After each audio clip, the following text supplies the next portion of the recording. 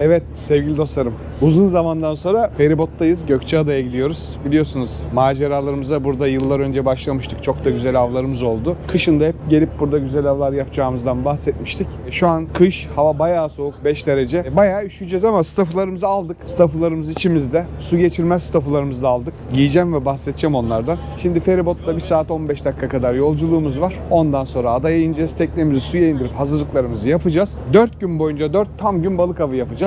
Başlıyoruz. Keyfimiz yerinde. 4 güzel gün geçirmek üzere Gökçeada'dayız. Hiçbir yere ayrılmayın. Yeni başlıyor maceramız.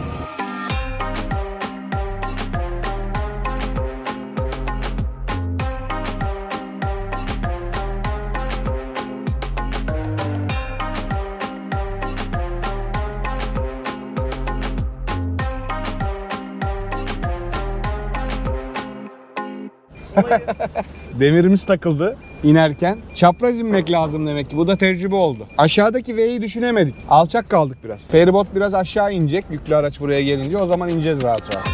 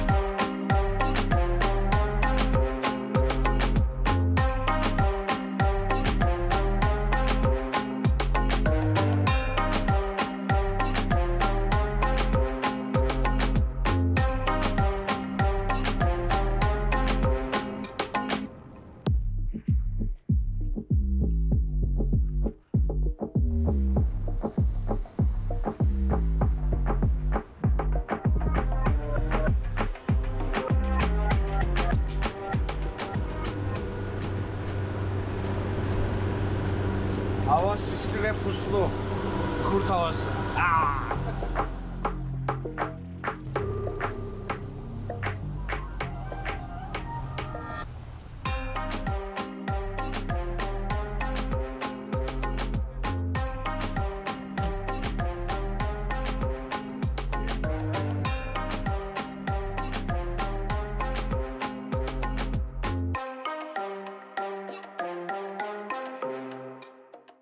Günaydın sevgili dostlarım, günaydın. Biliyorsunuz Gökçeada'ya geldik dün. Uzun zamandır zaten gelip bu bölgede kırmızı avı, güzel avlar yapmak istiyorduk. Sevgili Mevlüt'ü geçmiş videolardan tanırsınız. Kabatepe'de yaşıyor. Aklınızda olsun, bu bölgede arsa işleri yapıyor. Böyle düşeş arsa, güzel arsa satın alayım, yatırım yapayım derseniz Mevlüt'ü bulun. Mevlüt'ün Instagram hesabını Serhat koyuyor. Dün Instagram'da bir story paylaştım ben. Dedim adaya gidiyoruz, kalamarı olan el kaldırsın dedim. Sabah şafak vaktiyle kalkıp kalamar yakalamaktı Serhat'la amacımız ama Mevlüt kardeşim dedi ki abi kalamarı şimdi ben hallediyorum akşamdan. Sen onunla vakit kaybetme, direkt kırmızıya git. Sağ olsun bizim kalamarlarımızı ayarlamış. 27 tane kalamarımız var. 27 tane kalamarla şu an denize çıkıyoruz Çanakkale'de. Bir sürü noktamız var deneyecek. Bizim livarımız o kadar kalamarı canlı tutmaz diye bizim cooler'da suyla doldurduk. Onları yaşatmaya çalışacağız. Şimdi taşlarımızı dolaşıp gidip kalamarlarımızı indireceğiz. Aralık ayı güzel bir ay kırmızı için. Geçmiş yıllarda güzel avlar yaptığımız bir ay. Umarım taşlarda, meralarda balık vardır. Güzel güzel avlar yaparız keyifli. Hayalini kurduğumuz, özlediğimiz avları gerçekleştiririz. Mevlüt'e de teşekkür ediyorum kalamarlar için. Sağ olsun, var olsun diyorum. Hiç vakit kaybetmeden biz şimdi yola çıkacağız. Mevlüt'ü uğurluyoruz. Eyvallah. Teşekkür ediyorum. Dikkat edin kendinize. Kendine iyi bak. Kolay biz de hava gidiyoruz. Hiçbir yere ayrılmayın. Müthiş bir gün bizi bekliyor.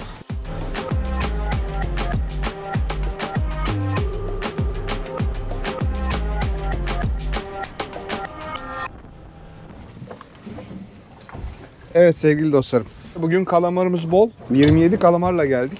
Ben takımımı daha önceki videolarımızı izlemeyen arkadaşlar için anlatacağım. 2 hırsızlı. Decoy'un Octopus serisi 5 ve 6 numaraları iğneleri kullandım. Geniş damaklı bir iğne. O yüzden kırmızıya oturuyor. İnce, keskin bir iğne. Ben randıman alıyorum bu iğneden. O yüzden bunu kullanıyorum. Çok uzun bir köstek yapmadım. Çünkü geldik ve merada aşağıda bayağı balık yazıyor Aymar'ın şu an. Şimdi kalamarımı takacağım. Ondan sonra indireceğim. Ya kısmet diyeceğiz. İnşallah güzel bir balık alırız. Kamışlarımızın hepsi hök. Bütün seriyi getirdim aşağıya. Şu an Special One L ile gireceğim. Bir tane Andret P4'üm var. 50 libra ipim var. Oldukça ince bir ip. Bakalım. Kalamarımızı bağlayalım. Ondan sonra gönderelim.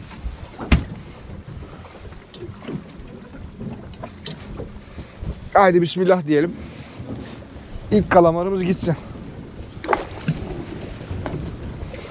Bu arada oltamızı indirirken birkaç bir şeyden bahsedeyim. Biz tabii bu Çanakkale bölgesinde geçmişte çok avlandık. Biliyorsunuz havası gerçekten çok soğuk kışın. Adamın canını okur yani. O yüzden çok kalın kıyafetler giyiyorduk. Çok kalın tulumlarla, uyku tulumu gibi tulumlarla geliyorduk buraya. Ama yine de ısınamıyorduk. Bu sene sağ olsun biliyorsunuz Stapu sponsorumuz. Bu yeni yaptığı ürünleri ilk defa giydik biz Serhat'la. Ve inanamadık çünkü çok ince bir ürün ama hiçbir şekilde rüzgar geçirmiyor ve %100 su geçirmez bir ürün. %100 su geçirmez derken bunun teknik detaylarını sevgili Burak'a sordum. Teknik detayları şöyle. Su geçirmemesi için şu dikiş yerlerini görüyorsunuz. Fermuar var, cepler var, şunlar var, bunlar var. Kesinlikle dikiş değil. Bunun için özel bir makine getirmişler. Frekansla dikiyorlar bunları su geçirmez olsun diye. Yani üzerinize hortumla su tutun. Kesinlikle su geçirmiyor. Ben çok beğendim. Hem hafif hem ince. O yüzden balığa çıkan kışın sert havalarda herkese tavsiye ediyorum. Bir diğer konu soğuk havalarda iyi ısınmak için outdoorcular aslında böyle çok kalın kıyafetler giymez. Yani bir tane çok kalın bir şey giymek yerine 3-4 tane çok ince şeye girin.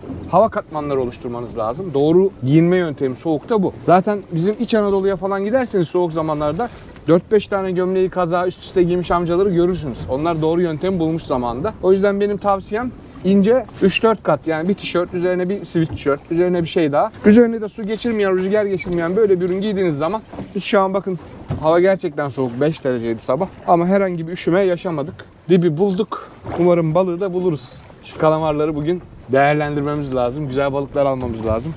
İnşallah rast gelir güzel bir balık.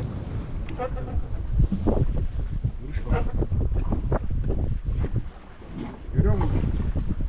Evet. Evet. Aldı. Serhat aldı. Hayırlı olsun abi. Aldı mı? Kaçtı mı?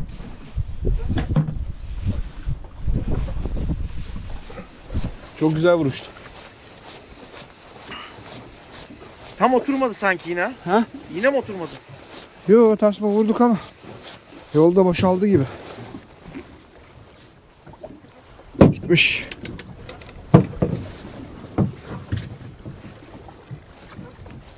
Vay be, vay be.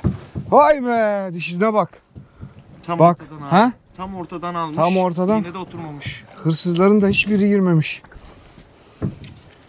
Çok güzel balıktı yalnız. Baksana ağız büyüklüğüne balığın. Bak diş izinden anlıyorum. Bayağı büyük bir trança bu. Serhat, bunları ziyan etmiyorsun sen. Akşam yemeğimiz. Ortadan vurmuş balık. Şu iğneyi ortaya çekeceğim biraz daha. İkinci iğneyi. Biraz indirdim bu iğneyi. Şunu başa, bunu ortaya alacağım şimdi.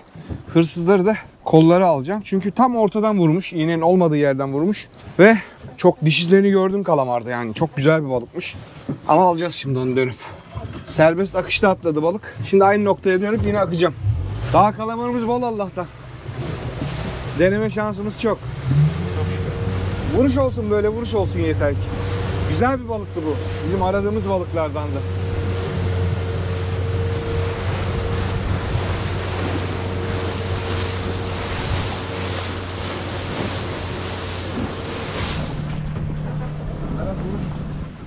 Vuruş var.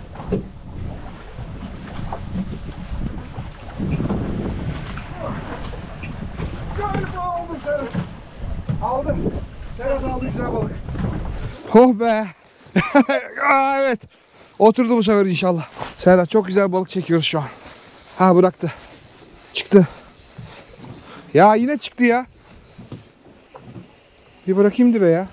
Oturmamış. Ölüm ölü yer belki. Heh. Tamam abi. Çok güzel balıktı bu ya.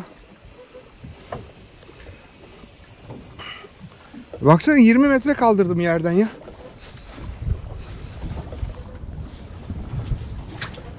Belki ölüm ölü parçalı yer. Evet, vuruş var galiba. Vuruyor yine. Vuruyor. Yiyecek bunu Serhat. Bunu yiyecek.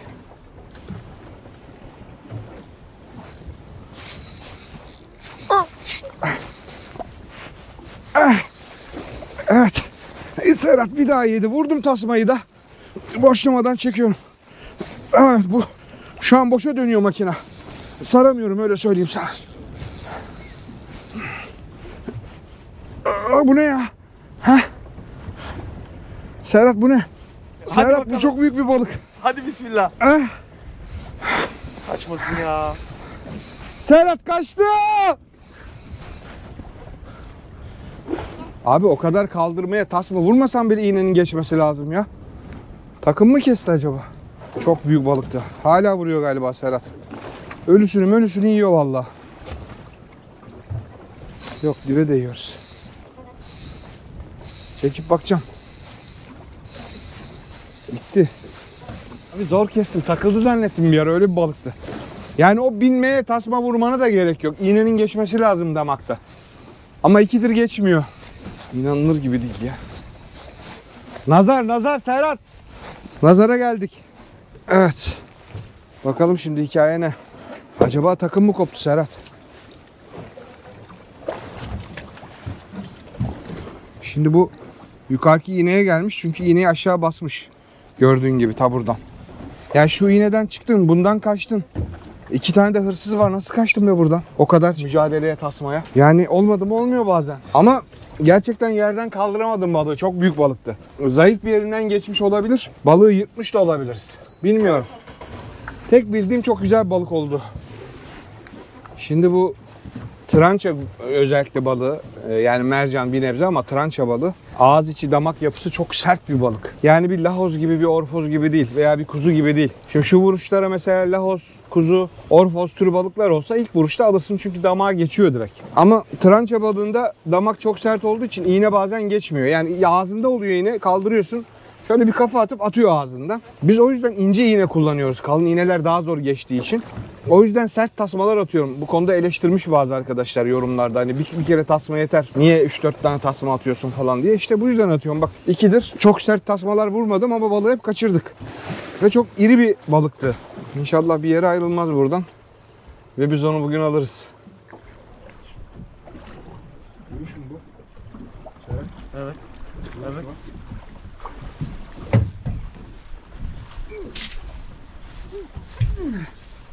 Bir daha vuracağım. Allah Allah. Fesubhanallah. Direkt daldı kalamara. Hani ölüyü almadıysa ölüyü yer mi diye bekliyorum. Belki aldı kalamarı şu an. Bugün balıklar 3. Saat 0. Arkadaş ya. Bizim kalamar gitti galiba. Serhat bugün hiç üşümedik yalnız ya. Vallahi efsaneymiş Mustafa'lar.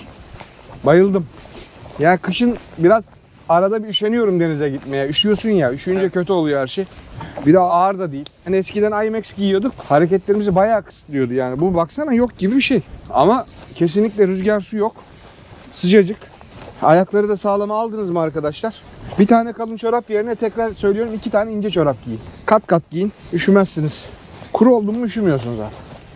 Evet Serhat ne oldu bakalım. Hikayeyi görelim. Kalamara dalmış kafadan. Kafadan kopmak denir ya. Evet. Oh Serhat sana bir parça da. Serhat'ın yüzü güldü yine. Hemen geliyor poşet abi. Serhat akşam kalamarları yemenin hayaliyle yaşıyor şu an. Vallahi öyleyim abi. Lahir amcam da teknesini suya indirdi. Son 2 turumuza gelemedi. Kolombiya'ya da gelemedi. Buraya da hastaydı bu hafta aradım. Bayağı hastaydı gelemedi. Tamer de ben maça gideceğim. Galatasaray'ın Avrupa'da maçı var dedi. Kopenhag'a gitti. Futbol sevgisi önde geldi onun. Biz de tek başımıza atladık geldik. Daha ilk günümüz. Kalamarımız var bolca. Vuruş alıyoruz. Kesinlikle enerjimizi ve moralimizi bozmuyoruz o yüzden. Balıkçılıkta en önemli konu bu arkadaşlar. Sabır ve istikrar. Yani asla pes etmeyeceksin. Akşam güneş kararana kadar şansımız var.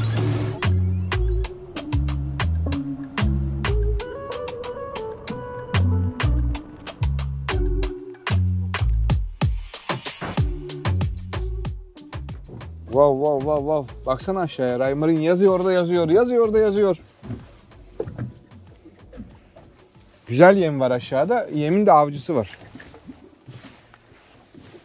Hadi bakalım. Bu bizimki. Aha vurdu. Vuruş oldu. Vuruş. Aldı. Aldı be. Aldı. Aldı be. Ulan aldı sonunda be. Güzel de tasmaladım. Çıkma Allah'ım ne olur be. Çıkma bugün güzel bir balık alalım. Yazdı aldı sonunda. Şu an kalamı alıyor. Kalamı alıyor şu an. Güzel kafa atan bir balık. Şükür be.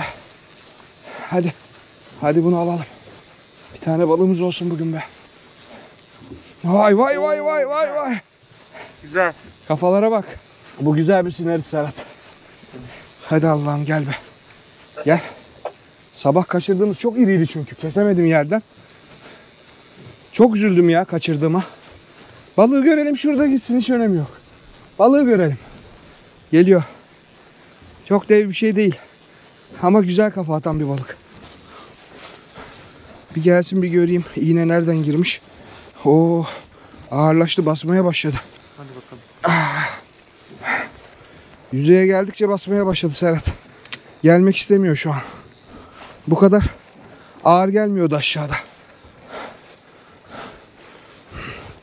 Teknenin altına gitti. Geldi abi. Geldi. Teknenin altına. Tut abi şunu. Olduğu yerde. Gel bakalım aslan parçası. Neymişsin sen? Merak ettik seni. Güzel bir sinerit abi. Oo, çok Söylediğim gibi. Ha? İşte bu be. Güzel bir sinerit. Ne demiştim, bu taşta sinerit olur. Sinerit de geldi. çok güzel, bir altın gibi gözüküyor. Harika bir sinerit, harika. Ulan seni bekliyoruz be, gel. Senin sabah çok büyük babanı kaçırdık. Çok üzüldük. Ama ne diyorum arkadaşlar, bakın hava kararıyor. Pes etmedik yani sabahtan beri. Son dakikaya kadar uğraştık. Yani vazgeçmezseniz hedefe ulaşıyorsunuz bir şekilde. Vazgeçmemek lazım, çabalamak lazım. Suda var bu balıklar sonuçta. Ama çok güzel bir balık. İğneyi de yutmuş, dili de şişmiş. Maalesef gönderme şansımız yok çünkü iğne bakın çok derine girmiş. Hava kesesi de şişmiş. İğne de içinde kaldı. İkinci iğne de içinde bak. Sol yanağında. İki iğne de içinde şu an. Yalnız aşağıda balık yazmaya devam ediyor. Kalamarımız da var. Biz devam edelim ama çok oyalanmayalım. Evet sevgili dostlarım, bir konu daha var. Serhat bana geçen gün söyledi. Biz istatistikleri görebiliyoruz YouTube'da. Ve bizim videolarımızı izleyenlerin %70'i bize abone değil. O yüzden izleyen arkadaşlara sesleniyorum buradan. Bari abone olun da yani kaç abonemiz izliyor bilelim. Zor bir şey değil abone butonuna basmak. Çok emek var çünkü. Gerçekten çok zaman harcıyoruz. Çok bütçe ayırıyoruz bu işlere. Tahmin ediyorum siz bu videoyu izlediğinizde biz 100.000 olmuş oluruz. Ama like'ları ve aboneleri bekliyorum lütfen. Abone butonuna tıklayın. Abone butonuna tıklamanın bir maliyeti yok biliyorsunuz, üye olmanın. Zor bir şey de değil. Bir yerinizde eksilmiyor. Ama bizim için önemli abone sayısının artması. Yorumlar, like'lar. Aşağıda ben bir yandan bakıyorum. Yani balıklar coştu aşağıda, coştu. Ama bizim kalamar tahmin ediyorum ziyan oldu. Ufak balıklar ziyan etti onu vuruşlarla. Şunu bir çekip kontrol edelim. Anlattıklarımız doğru mu bakalım? Ayakları, bacakları yemişler mi? O Serhat, abone sayısı artıyor. Görüyorum ben buradan. Herkes basıyor, herkes basıyor. Helal size be. Tabii bu zamana kadar bizi ilk günden beri yalnız bırakmayan, abone olan, like atan, yorum yapan arkadaşlarımıza, dostlarımıza, ailemize de ayrıca teşekkür ediyorum. Bizi gerçekten başladığımız ilk günden beri hiç yalnız bırakmamış arkadaşlarımız var. Ben geçen gün öyle bir evden çıkmadım. Şöyle bir geçmişe döndüm. Vay be dedim. Bayağı video çekmişiz, bayağı işler yapmışız. Bayağı da emek harcamışız ama 100.000 abonede olmuşuz sağ olsun. Sevgili dostlarımız bizi yalnız bırakmamış. Başlarken böyle bir niyetle inanın başlamadım ben de. Öyle renk olsun, zaten hobimdi, keyif olsun diye başladık. Ama bambaşka bir noktaya geldi. Ve bak ısırıklara bak. Görüyor musun ısırıkları? Evet Serhat, akşam hava karardı, vuruş olmuyor artık. Olmayacak da gibi sanki. Devam edecek buradaki avlarımız. Tabii bu arada bir Kolombiya seyahatimiz oldu. Kolombiya burası. Arada böyle sıraları değişebiliyor videoların. Daha Alanya turnuvamız var yayınlayamadığımız. Bazen böyle güzel bir video oluyor, ona öncelik veriyoruz, erkene alıyoruz. Bazı videolar editlenmemiş oluyor. Ama videosuz bırakmayacağız sizi yani. Güzel videolara devam. Biz çekmeye devam ediyoruz. Serhat editlediğinde de yayınlamaya devam edeceğiz. Umarım siz de keyif alıyorsunuzdur. Tekrar hatırlatıyorum. Like ve yorumları bekliyorum. Özellikle abone butonuna basmanızı rica ediyorum. Çünkü izlenmenin %70'i abone değil bize. İzleyen arkadaşlar lütfen abone olsun.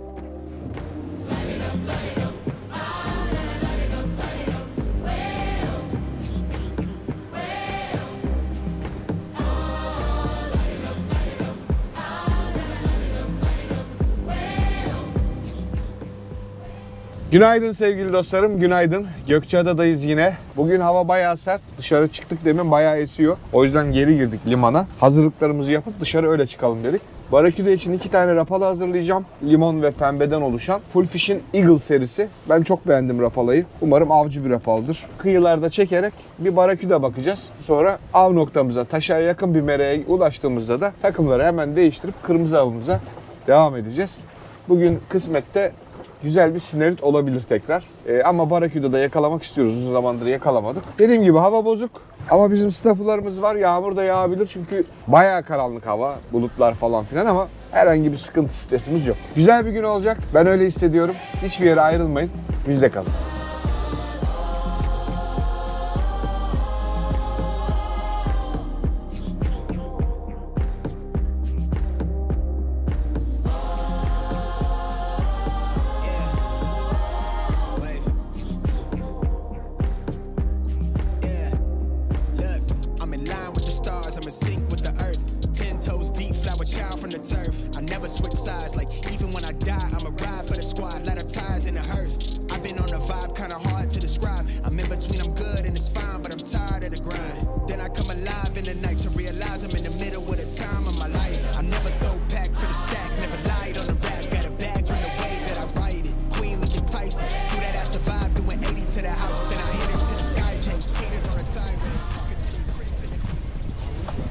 Ya vuruş mu var?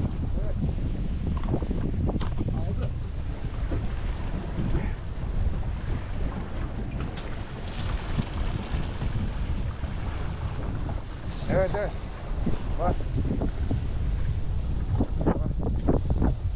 Aldım ortak büyük bir şey değil.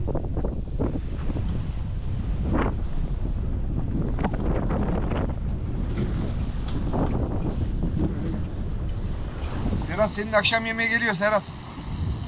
Fırtına demedik, yağmur demedik. Düştük yollara. Neymiş?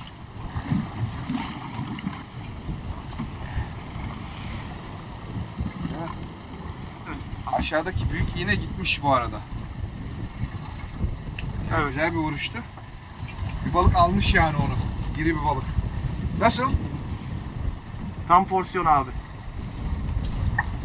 Bunu sana yedirmem Serhat. Kesinlikle. Bunu sana yedirmem. Bu büyük Kesinlikle gelecek. abi. Ama renklere baksana be. Çok güzel değil mi? Şu fırtınada yine çıktık hava denize arkadaşlar. Stafflarımızı giydiğimiz için üşümüyoruz. Böyle güzel balıkları yakalıyoruz. Şimdi bunu gönderiyorum. Hadi bakalım diyoruz. Yolun açık olsun. Büyü de gel. Evet. Hava sertti. Döndük bugün öğlen. Biraz karnımızı falan doyurduk. Akşam şimdi hava biraz kaldı. Divarda da 3 tane kalamar var. Dedik onlar zaten yaşamaz bir gün daha. O 3 kalamarla gidip şansımızı deneyeceğiz. İnşallah akşam suyuna dün akşam gibi güzel balık alırız. Hava öyle sıfır kalmadı ama sabahtan daha iyi. Sabah bayağı sertti. Gidiyoruz. Avdayız. Umarım alırız. Maskeleri alayım.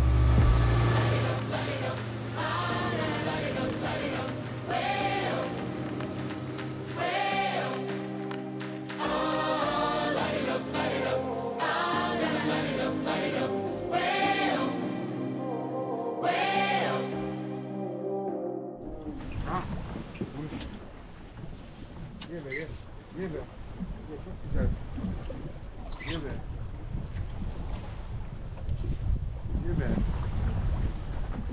Yedi. Yedi. Aldı. Aldı. Vay vay vay ya vay. Aldığımızdan daha büyük bir balık bu. Çektiğimizden daha büyük bir balık. Serhat kavuşa bak Serhat. Oo çok iyi. Bu aldığımızdan çok daha güzel bir balık. Dedik ki 3 kalamarımız var. Akşam suyu çıkalım. Daha indirdim atladı. Bak kalama alıyor şu an. Kalama alıyor. Çok güzel balık. Kamışımız da Special One X. Çok güzel aksiyon veriyor. Bu kamışta orkinos çekti. Gonca abla öyle düşünün. Biz kırmızı çekiyoruz şu an. Harika harika harika. Kafa atışları müthiş. Sinerit olduğunu düşünüyorum. Balığın kalkışını görüyorum şu an 50 metrelerde. Of aşağısı da çok güzel yazdı. Rayman'ı da bir gösterir misin? Rayman'ı da bir göster abi. Nasıl yazıyor görsün herkes. 10 numara yazıyor Rayman'ın. Bazen hayatının trofisi gelir. Kamışın kırılmayacak. Dediğim gibi Special One serisi. Bütün hareketleri de hissediyoruz. Ama çok güzel bir balık geliyor onu söyleyeyim. Geçen tuttuğumuz sineritten daha büyük bir sinerit bu. Özlemiştik kırmızı avlarını. Çanakkale'yi, Gökçeada'yı. İnşallah çıkarmakta nasip olur. Tasmaladım 2 kere. 2 de hırsız var, 4 iğne var. Takım güzel. Önde şey var yine 60 libre fluorokarbon. Siguar'ın pinki var. Hep söylüyorum Siguar iş yapıyor diye. Gerçekten yapıyor. Bu arada suatyiğit.com'da var Siguar pinkler. Hövk kamışlar zaten var. Suatyiğit.com'u bir ziyaret edin arkadaşlar. Yorumlara da yazın eksiği gediği var mı? Beğenmediğiniz bir tarafı var mı? İtalyan bir firmanın distribütörlüğünü aldık. İnanılmaz. El yapımı iğneler gelecek. Kırmızı için. Canlı palamut bağlamak için. Çok beğeneceksiniz. İnanıyorum. Balık geldi.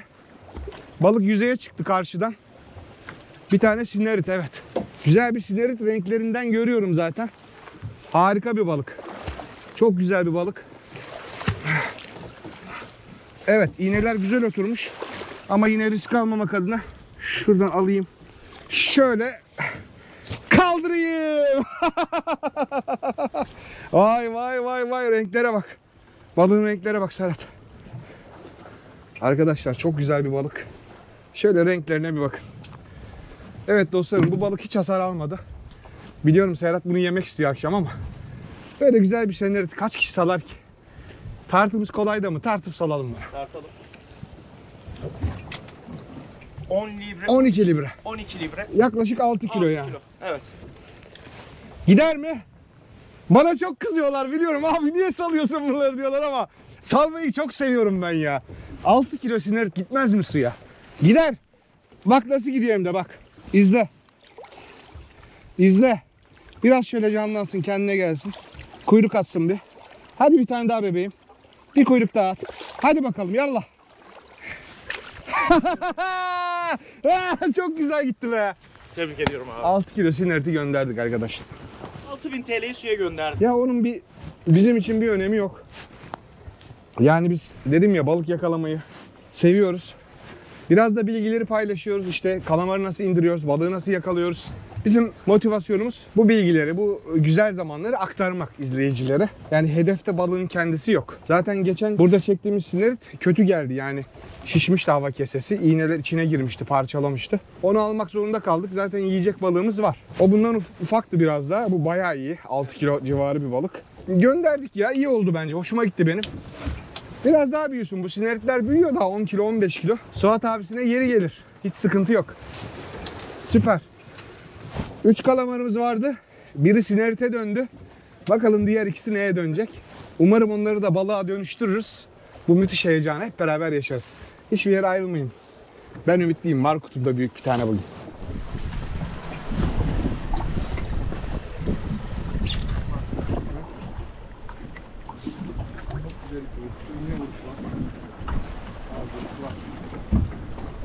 Ay yiyecek onu. Hadi. Hadi kuzum. Tam parçası.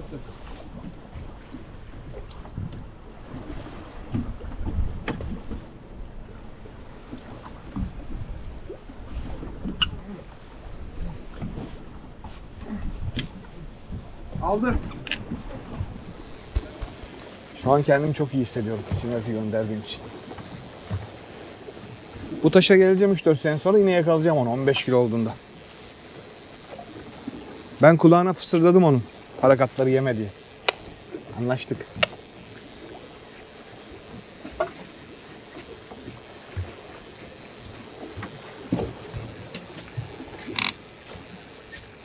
Ne geliyor Serhat? Bak bir balık ama ne? Yok. Iskatar ya abi. Katar ha. Oğlum, kalamarımı niye yiyorsun? Senin için değildi o. Neyse yine de azat ediyorum seni hadi. Hadi git bakalım. Gel bakalım. Bu da en ufağı. Kalamarların içindeki en ufak kalamar bu Serhat. Bu tam lokmalık. Yani buna vuran balık kaçamaz. Alırım. Söylemedi demeyin. Center konsolunda bu güzelliği var. Her tarafa dolanıyorsun tekneyle. Arkadaşlar teknemiz inanılmaz güzel. Yani sabah da çok sert hava ve serpinti alıyor ne bir şey. Gerçekten çok başarılı. Çok memnunum bu tekneden. Tavsiye ediyorum o yüzden. Bizim Berk de Mako'nun Türkiye distribütörlüğünü aldı biliyorsunuz. Belki VIP Fishing Tour. yakında bu teknelerden getirecek. Tekne düşünenler varsa kesinlikle Berk'te görürsün. Çok mutlu olurlar. Evet, takım şeye takıldı. Yani büyük ihtimal bir parakat vardı aşağıda. Çünkü yerden bir 20 metre kalkıyor. Ondan sonra bırakıyorum, tekrar iniyor. Bayağı asıldım. Sağlam takılmış aşağıdaki takım belli ki. O yüzden bizim takım gitti maalesef. Aldım. Bu sefer aldım. Ortada geliyor.